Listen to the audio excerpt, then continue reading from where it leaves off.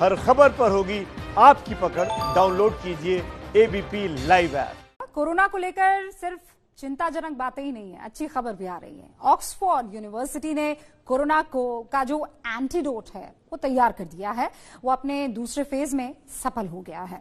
मतलब ये कि दवा अब अपने ट्रायल के अंतिम चरण में है। अगले चरण में दवा का हजारों लोगों पर परीक्षण किया जाएगा और ये परीक्षण सफल रहा तो फिर दवा आम आदमी के लिए, आपके और हमारे लिए उपलब्ध हो जाएगी। अच्छी बात यह है कि कोरोना की दवा का निर्माण भारत में हो रहा है। लेकिन आप सोच रहे होंगे कि आखिर दवा मिलेगी कब तक? तो आपके इसी सवाल का जवाब हमारी इस रिपोर्ट में, और ध्यान से देखिए।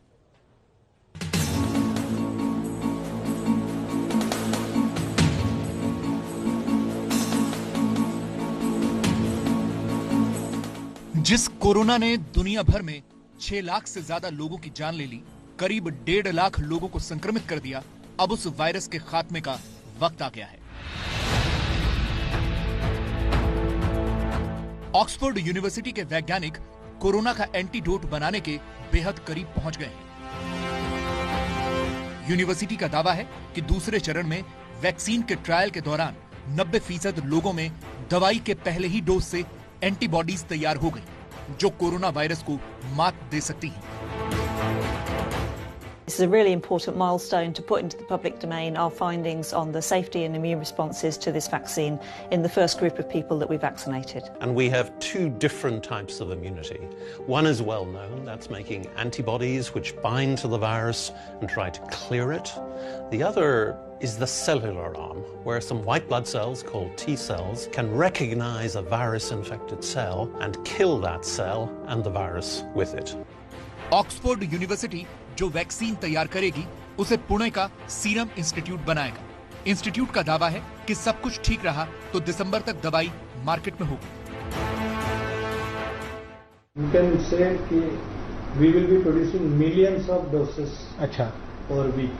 और going by our experience, we expect that in next 4 months we should cross hundreds of millions. So by December when you get the license, you will have huge number of doses available for distribution. अच्छा, यानी दिसंबर तक corona की vaccine लोगों को मिल सकती है, ऐसा हम कह सकते हैं? तो जरूर उम्मीद कर सकते हैं। ऑक्सफोर्ड यूनिवर्सिटी के अलावा चीन की कैंसिलो बायोलॉजिक्स ने भी वैक्सीन के दूसरे चरण को पार करने का दावा किया है। ऑक्सफोर्ड की वैक्सीन का नाम AZD1222 है, तो चीन ने कोरोना के एंटीडोट को AD5-nCoV नाम दिया है। दोनों में अंतर यह है कि ऑक्सफोर्ड यूनिवर्सिटी की दवा शरीर में एंटीबॉडी और टी सेल बनाती है। टी सेल खराब सेल्स को खत्म कर प्रतिरोधक क्षमता बढ़ाते हैं, वहीं चीन की दवा सिर्फ एंटीबॉडी बनाती है। ऑक्सफोर्ड यूनिवर्सिटी की वैक्सीन में सरदर्द और बुखार जैसे मामूली साइड इफेक्ट दिखे हैं। चीन की दवा में अब तक कोई साइड इफेक्ट नहीं दिखा। पूरी दुनिया में कोरोना वायरस की करीब 160 वैक्सीन पर काम चल रहा है। इनमें से 138 प्री क्लिनिकल ट्रायल के फेज में हैं, यानी शुरुआत भर हुई है। यहां यह समझ लीजिए कि किसी भी दवा को मान्यता लेने के लिए अलग अलग चरणों से होकर गुजरना होता है। पहला चरण होता है प्री क्लिनिकल टेस्टिंग। इस चरण में जानवरों पर दवाई का परीक्षण किया जाता है।